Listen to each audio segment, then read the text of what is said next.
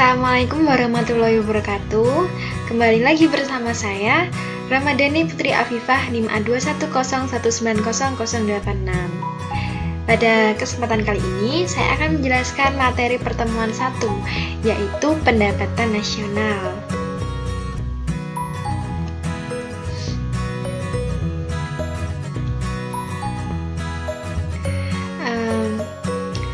Pada pertemuan kali ini kita akan membahas terkait pengertian pendapatan nasional, manfaat perhitungan pendapatan nasional, konsep PDB, PDRB, PNB, PN atau NI, PI, dan juga DI. Dan yang terakhir kita akan membahas cara perhitungan pendapatan nasional.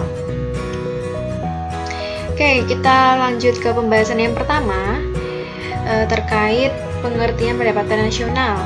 Apa sih pengertian pendapatan nasional? Pendapatan nasional atau national income adalah keseluruhan barang dan jasa yang dihasilkan oleh suatu negara dalam waktu 1 tahun.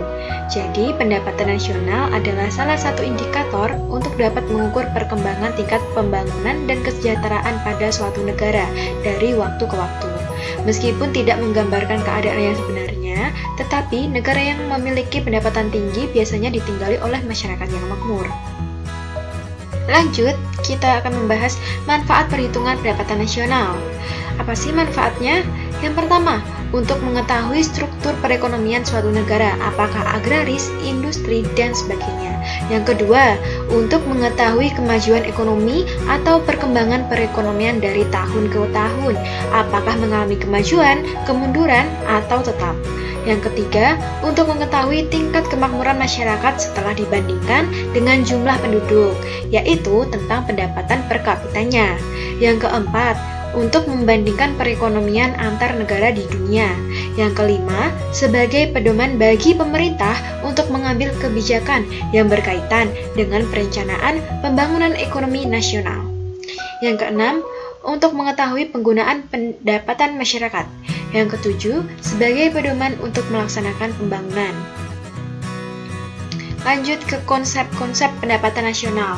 Terdapat 6 konsep. Yang pertama PDB atau Produk Domestik Bruto. Yang kedua PNB, Produk Nasional Bruto. Yang ketiga PNN, Produk Nasional Neto. Yang keempat PNB, Produk Nasional Bersih. Yang kelima PI atau Personal Income atau pendapatan perorangan.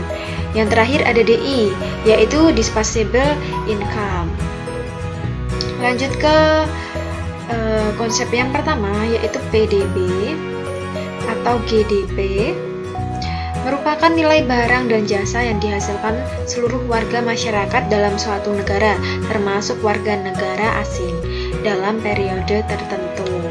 Jadi, PDB ini melandaskan pengukuran pada nilai produksi yang terjadi dalam sebuah negara tanpa mempedulikan dari mana negara tersebut berasal. Lanjut, PNB atau GNP merupakan jumlah seluruh produk yang dihasilkan oleh masyarakat suatu negara tanpa menghitung produk yang dihasilkan oleh masyarakat asing di dalam negeri dalam waktu 1 tahun. Jadi yang dihitung dalam PNB ini adalah nilai produksi yang dihasilkan oleh penduduk negara itu saja, yang berada di dalam negeri maupun di luar negeri. Konsep selanjutnya PNN atau NNP, yaitu GNP setelah dikurangi dengan penyusutan dan perbaikan barang modal. Inti dari NNP merupakan konsep pendapatan nasional yang dilihat hanya dari laba yang diperoleh, karena tujuan dari NNP adalah untuk mencari neto atau nilai bersih dari suatu produksi. Rumus untuk mencari NNP yaitu GNP dikurangi penyusutan barang dikurangi barang modal. Lanjut ke konsep yang berikutnya, yaitu PNB atau NNI, yaitu NNP setelah dikurangi dengan pajak tidak langsung, yang merupakan pendapatan nasional yang dihitung berdasarkan balas jasa yang diterima para pemilik faktor produksi. Rumus untuk mencari NNI yaitu NPP dikurangi pajak tidak langsung ditambah dengan subsidi. Yang kelima, ada PI atau personal income atau pendapatan perorangan, yaitu NNI dikurangi dengan dana sosial, pajak perusahaan, laba yang ditahan, dan ditambah transfer payment pemerintah yang merupakan pendapatan yang diterima oleh masyarakat suatu atau rumah tangga. Rumus untuk mencari PI yaitu NNI ditambah transfer payment dikurangi dalam kurung laba ditahan ditambah iuran asuransi ditambah iuran jaminan nasional ditambah pajak perorangan.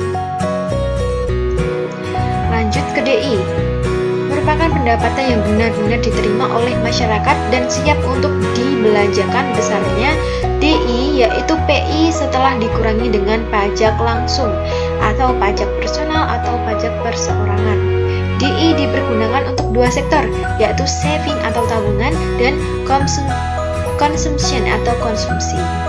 Untuk memberikan gambaran, oke, kita skip. Rumus untuk mencari DI yaitu PI dikurangi pajak perorangan atau pajak tidak langsung. Next, kita akan membahas metode perhitungan pendapatan nasional. Terdapat 3 metode ya, dapat kita lihat. Yang pertama, metode produksi atau pendekatan produksi, product approach. Perhitungan pendapatan nasional dengan metode produksi adalah dengan menjumlahkan nilai tambah semua barang-barang dan jasa-jasa tersebut. Dalam contohnya ya, rumusnya dapat kita lihat PN sama dengan P1 Q1 ditambah P2 Q2 dan seterusnya. Lalu yang kedua ada metode pengeluaran atau pendekatan pengeluaran, expenditure approach. Dari sisi pengeluaran, pendapatan nasional dihitung dengan menjumlahkan pengeluaran atau expenditure dari masing-masing sektor dalam perekonomian. Rumusnya PN sama dengan C plus I plus G ditambah dalam kurung X min M.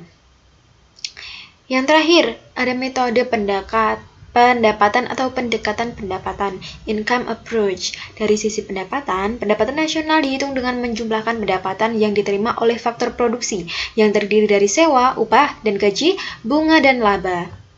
Rumusnya PN sama dengan R plus W plus I plus P. Oke, selanjutnya adalah pendapatan per kapita. Apa sih pengertian pendapatan per kapita itu? Pendapatan per kapita merupakan pendapatan rata-rata masing-masing penduduk dalam suatu negara dalam periode tertentu. Untuk perhitungannya, pada umumnya dilakukan dengan membagi komponen pendapatan nasional seperti PDB dengan jumlah penduduk suatu negara. Kita lihat cara mencari PDB per kapita sama dengan PDB tahun T dikurangi jumlah penduduk tahun T. Itu apabila yang diketahui adalah PDB ya teman-teman. Lalu apabila yang diketahui adalah PNB, maka rumusnya adalah PNB per kapita, PNB tahun T dibagi dengan jumlah penduduk tahun T. Oke, next kita akan mempelajari manfaat dari pendapatan per kapita. Manfaatnya ada 4. Yang pertama, mengukur tingkat kesejahteraan masyarakat suatu negara dari waktu ke waktu. Yang kedua, membandingkan tingkat kesejahteraan negara satu dengan negara yang lain. Yang ketiga, sebagai pedoman bagi pemerintah dalam membuat kebijakan ekonomi. Yang keempat, mengelompokkan berbagai negara ke dalam beberapa tingkat pendapatan. Oke.